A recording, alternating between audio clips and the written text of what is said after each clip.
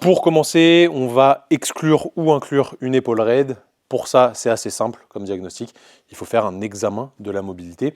Si l'épaule évaluée a perdu de l'amplitude de manière significative par rapport au côté opposé en passif, dans plusieurs directions, on peut considérer que c'est une épaule raide. Après, il faudra sous-classifier épaule raide primaire, épaule raide secondaire. Et si c'est secondaire, secondaire à quoi? Arthrose, fracture, bref, à vous de voir. Donc je répète, diagnostic assez simple, perte d'amplitude passive significative par rapport au côté opposé dans plusieurs directions. S'il n'y a qu'une direction, ce n'est pas une épaule raide. Donc pour ça, on va faire une première chose, c'est que je vais demander à Johan de lever les deux bras le plus haut possible avec les pouces vers le haut. Amplitude d'élévation antérieure active.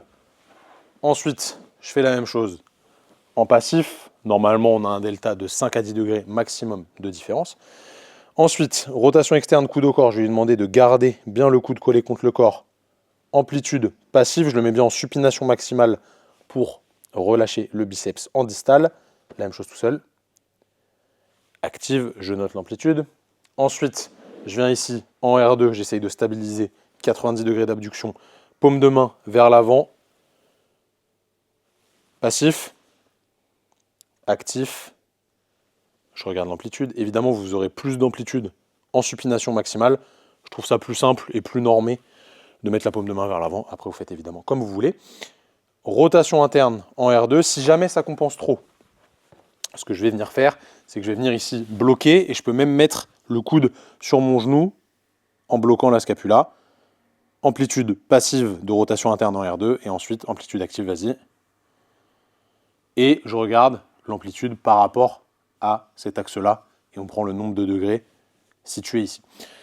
Pour quelque chose de plus fonctionnel sur la rotation interne qui va combiner de l'extension, un petit peu d'abduction et surtout de la sonnette au niveau de la scapula, je vais demander à Johan de mettre la main dans le dos et je vais évaluer l'amplitude de mouvement fesses, sacrum, L5, T12 et au-dessus de T7 et on compare évidemment au côté opposé.